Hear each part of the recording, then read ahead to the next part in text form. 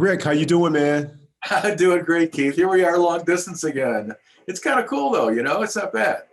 No, this virtual thing has definitely been one of the silver linings for many folks, and me included. And you've also talked about it with how you're able to continue to do your legal work and your practice with the benefit of this technology.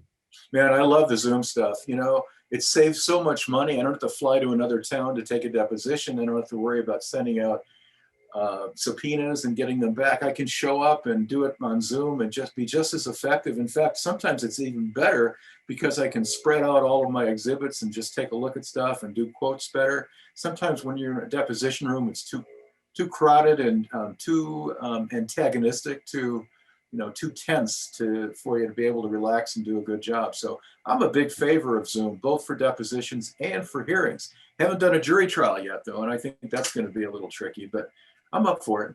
Yeah, exactly. You're always nimble. Do you have a jury trial coming up? Yeah, I got three booked. They're all criminal cases. They're the only ones that are going right now. The civil stuff's all off, but the three criminals are definitely going, and two are 12-person juries, so they'll need alternates. And the trick is you can only get so many people in the courtroom at once. So when you do your strikes, it may take you all day to go through enough people with so few people allowed in at a time to Right. pick a jury. So, everybody's a little bit hesitant about wanting to go, and it's putting more pressure on people to try to plead out and settle and so forth. So, it's a different time, but I'm hoping we're on the comeback trail, man. How about you?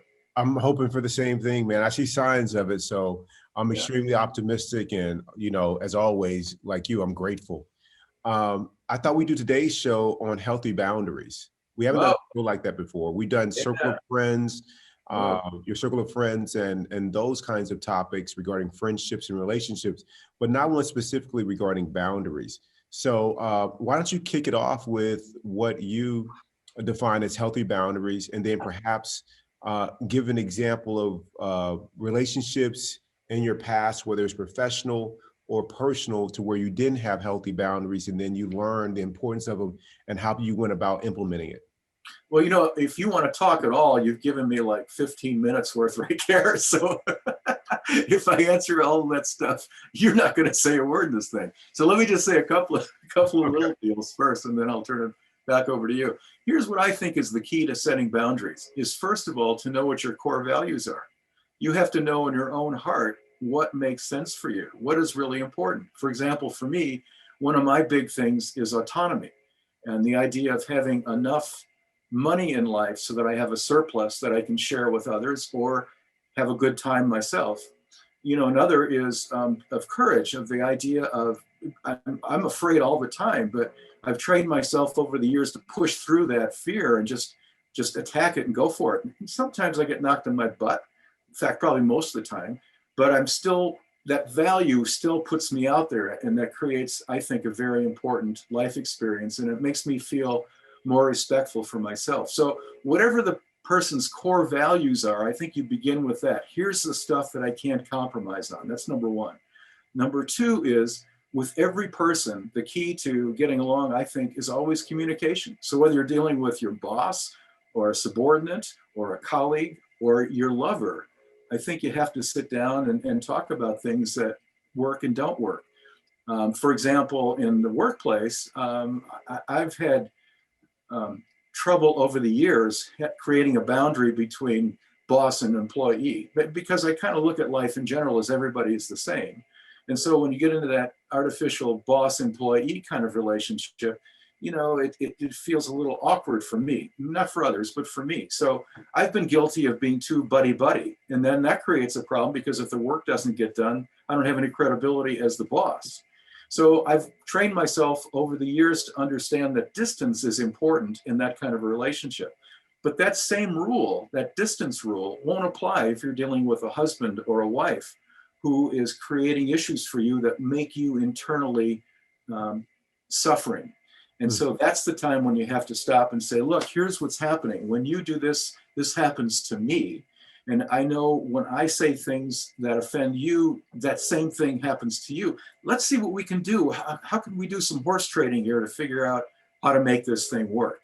Because we love each other. We don't want to screw it up, but we also want to be true to our own core values. So let's talk about it. Let's put it all on the table. Let's see how we can work this out.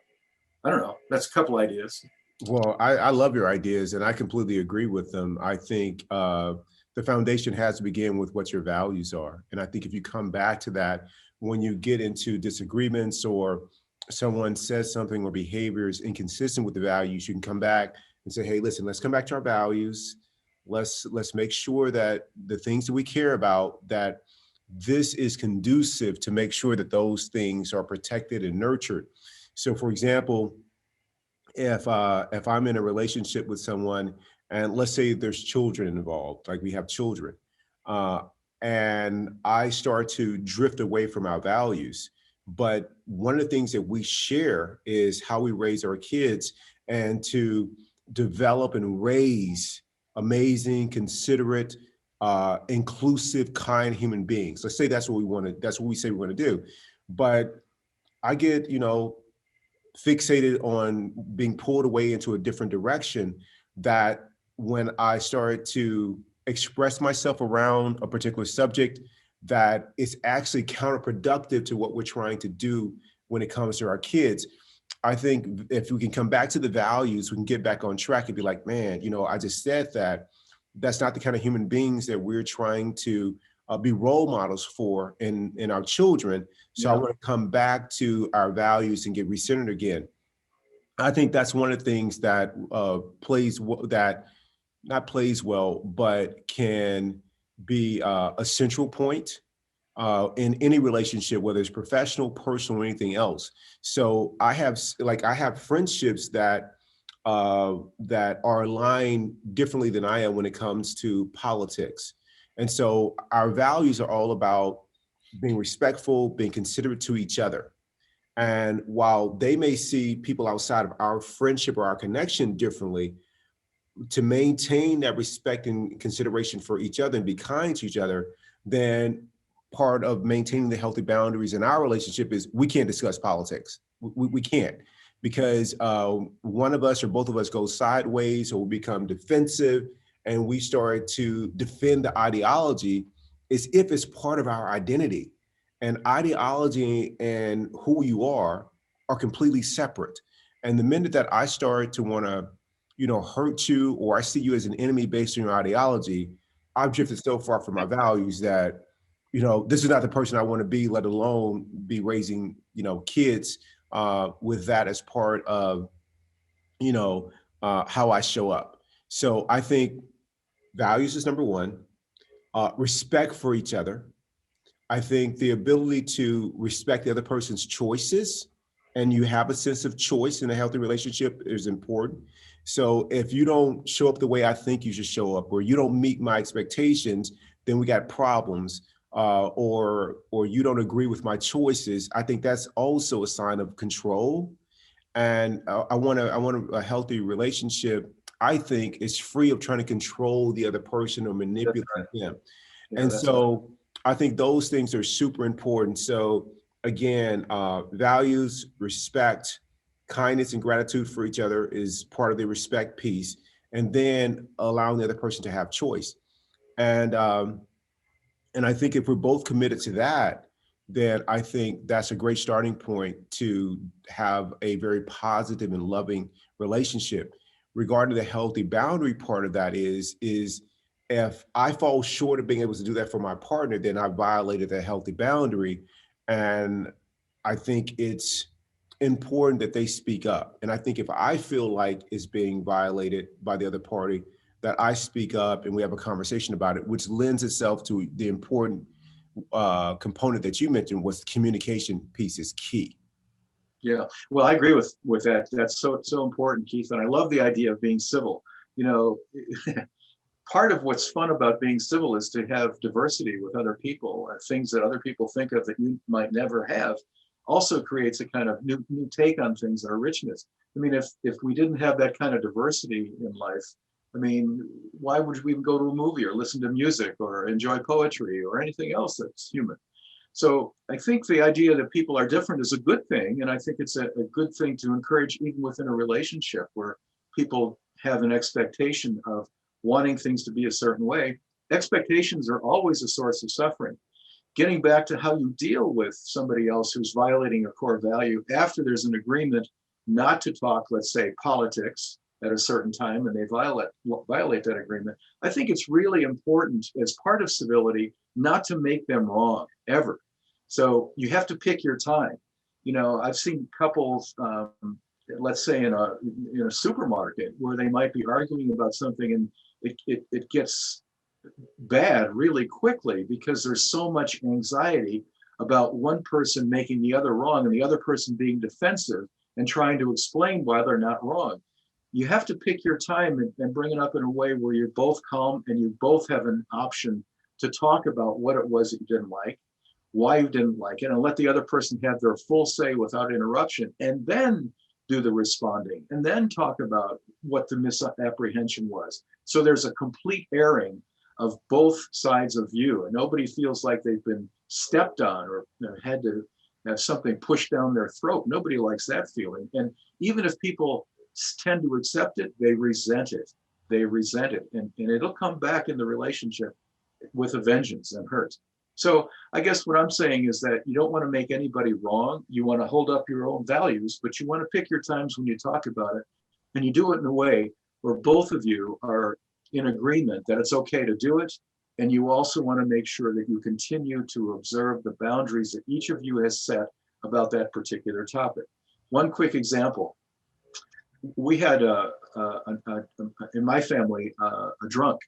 We had a lot of drunks in my family, actually.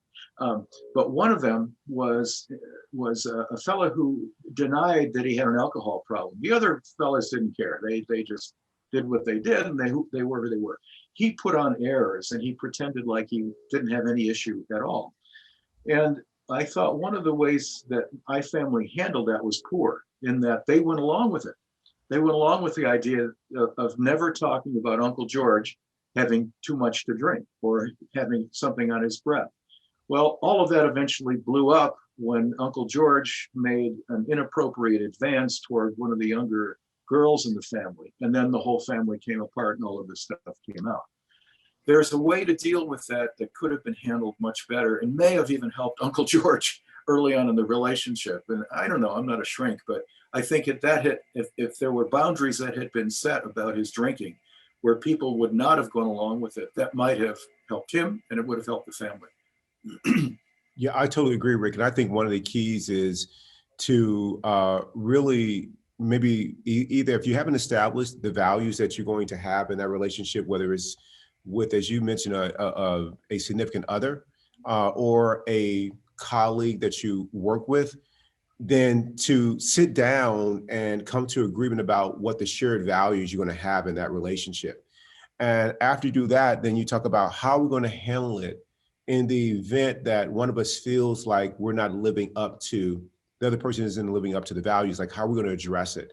And get an agreement, right, Keith? Get an Yes, agreement. create an agreement around the values, as well as how you're going to address a violation of the values and how we can bring the other party back, like to like that.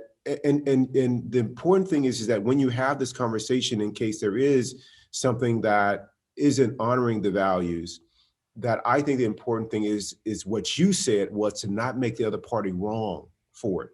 Like learn to have a conversation about something that you feel strongly about. I mean, and when I say strongly, not upset, angry, like you've been like just completely victimized, but you just feel strongly like, hey, being kind to other people and being inclusive. Like I feel strongly about, this is aligned with whatever my values are, which are whether it's Christian values or whether it is Buddhist values, whatever it is, this is aligned. Like this is Christ-like, or this is like, the Buddha, whatever the case may be, that you can come back and have that conversation about it. And I don't feel like this is in line with what we agreed about, without making the other person wrong. And a lot of times when people have a conversation, they make it about the person as opposed to about the behavior.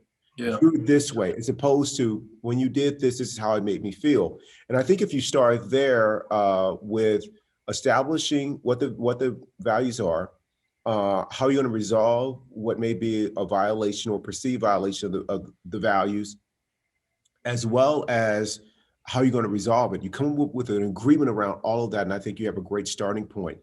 I grew up in an abusive household, and there weren't healthy boundaries in there. And in the case that I was in, the healthy boundary is something that my mom apologized to over and over in my 30s, because she reflected back on it and she felt really bad about the situation that we were in.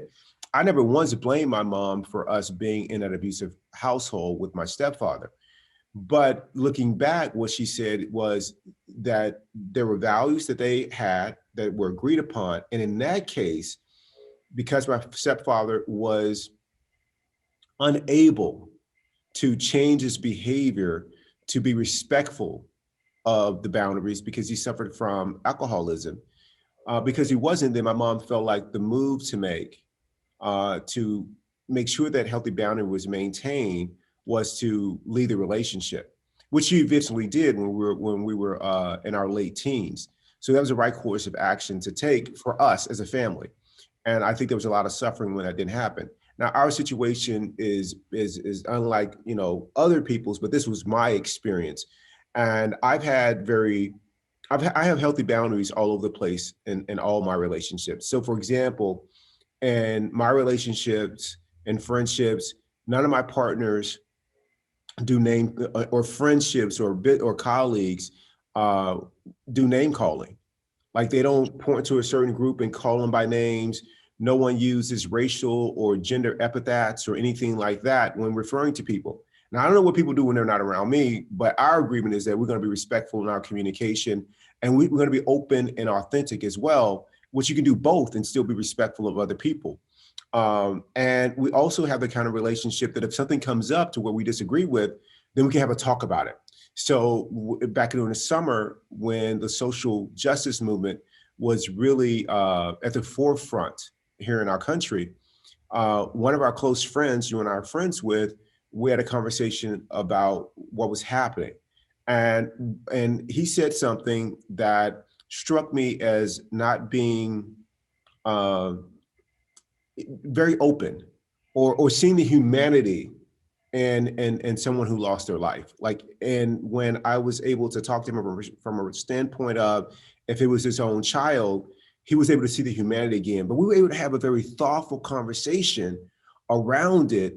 And without me trying to convince him or persuade him or change his mind, we were just able to have a thoughtful conversation, because at the core of all of what our friendship is based on are these values. Yeah, that's brilliant, and it's very difficult to start from a point of view that you want to change somebody. It's a heck of a lot easier if somebody can just see what you see through your eyes, and you can see what they see through theirs. Because if you're able to make a circle, let's say one circle represents how you view life, and the other circle represents how the other person views life. Even if you're in a marriage or a loving relationship, there's going to be an area where there's only so much that's in common, an overlap. That Venn diagram where there's the overlap, that's the common values, and that's the common um, kinds of approaches that you would have to the same issue. But everything outside that common area is personal to the other person, and that's a good bulk of what's out there. And Yes. that's a lot of what we're attracted to in other people, is the stuff that we're not. And so if we don't treat that with respect, it'll go away. Somebody must once said, you know, in a relationship, do you want to be right, or do you want to have love? Right. And I think that's love always comes back to respect, kindness, and just an intuitive way of not wanting to hurt the thing you love. And if you start from that point of view, I think it's pretty tough to stray. I mean, it's pretty easy to put the other person's feelings right up there with your own and work it out. But the boundaries have to reflect core values. There's no way around trying to compromise. There's no way that we should be limiting our own life experience and pushing down our own interests and ignoring our own development for the sake of someone else. And I don't care who the other person is. Yeah, exactly. You know, I've done some podcasts with people that about, you know, their own experiences being hurt along the way for various reasons. And one that comes to mind is that the conversations that we were having, you know, 10, 15, 20 years ago regarding, let's say, whether it's people of color in the country, or in this example that I'm about to give, in the LGBTQ community, there were people who had certain ways of thinking about that community that were not inclusive of that community. And what I've seen is that people growing as they knew more, they did better. And so, like, I can think of a couple of my friends who are transgender, and they were very worried about coming out because of what not only their parents, but their grandparents might think, because of comments that they've made, when the person was younger. And over time, they were, well, the parents and grandparents came along with them, because they kept coming back to what the core value was. And the core value was to be loving and to be kind to my family. And by accepting their loved one who changed their gender identity, or made sure that their gender identity aligned with who they felt that they were and who they were, by doing that, uh, it opened those people that would say that that's not what I believe in, or that's not what I support. What it did for them was it opened them up not only to that specific loved one, but it opened them up to the whole community, which Yeah, is a beautiful thing. And so you that's come right. back to when I see people dig themselves, dig their heels in the sand about being attached to an ideology, I think you want to ask yourself, is this ideology that I am identifying with, is it creating enemies of other people? Is this ideology distancing from my loved ones? Like, and to where I'm creating enemies of them if they disagree with me. And I think that's a way to check your own ideology, and it allows you to really establish those values and stay true to them, which again is the foundation of being able to establish healthy boundaries. Yeah, I agree, Keith. And I'm a big believer in live and let live. If Yes. people have their own way, and everybody has a burden that you have no idea how tough it might be for them. You have burdens as well that others don't know about. But the point is, all humans are in the same boat, in the sense that we're suffering from something, maybe a lot of things. And to try to help one another is the goal, but not to try to make fun of each other or to limit our approach to how we solve problems with other people in mind. So I guess boundaries always going to require a personal commitment to your own goals, your own core values. You don't want to compromise those. But when they conflict with others, you have to accept conflict as part of life. It's normal. It's expected. It doesn't mean that you're not in love. It doesn't mean that you're a bad person. It doesn't mean that you're on the wrong track. It just means that you have to resolve it. And the way to resolve it is through loving kindness, communication, and respect without making the other person wrong. Yeah, I totally agree. And just to kind of put a bookend on this, I gave one example that had a very positive outcome when I talked to my friend about a social justice, and because he came back to our values, and we both did, we were able to have a great conversation and to really help each other grow, and it strengthened our friendship. Not Yeah. because we agreed and I was right, but because we came back to our values. But I've also had situations in which, like, unlike you, Rick, live and let live, be kind, be loving to everyone. And I've had some people that are so identified with their ideology that it it doesn't allow them to return back to the values and what we really want. They're being pulled by their way of thinking or their ideology. And so I think it's worth mentioning that if you or have a friendship or work with someone or in a relationship with somebody who is in that space, that one thing I would do is encourage them. If they can't hear you, talk to them and try to bring them back to the values, then maybe there's someone professionally that can help them. And a few of my friendships, though, I've had people that were very identified with our ideology, and we're no longer friends. And it wasn't like this ugly scene to where we told each other off. We just kind of, like, they were very clear about where I was and the things that we would have in our relationship that I would be supportive of and contribute to, and the things that I weren't. And so I just didn't become a a great place for them to kind of share whatever they thought they were, sharing, whether it was, a lifestyle of partying, or overindulging, which is cool. Like, do your thing. Like my lifestyle of getting up at 5 a.m. in the morning and being in the squat rack. They're like, Keith, that's not my value. And so we're not friends because they don't exactly agree with me and my plant-based eating and stuff like that, which is also cool too. But I say all that to say that sometimes, relationships are like seasons. They come and, you enjoy them while they're mutually beneficial, and you just let them go their way without it being ugly, as you part ways. So, but the healthy boundaries have been really, really important to my growth. Um, and I'm fortunate that I have friends who we have the same values, but like you said, outside of that commonality is this whole thing about each one of us that's different from the other person. And that's what adds the richness to it and makes us more open to what they had to bring to the table that may be different from what we think or what our experiences have been. And the more you have an open heart toward whatever shows up in your life, the good and the bad, and not judge it, and the more you have an open heart about people in general that you don't judge, the more love and the more appreciation and the more respect comes back for you. So even if you don't want to be selfish, one of the payoffs of having an open heart is that you feel connected to others and loved. I think that's that alone is a reason to do it. Yeah, absolutely. Well, Rick, thank you for a great show, man. I appreciate it. Thank you for helping me establish and be a part of the healthy values that we share in our friendship.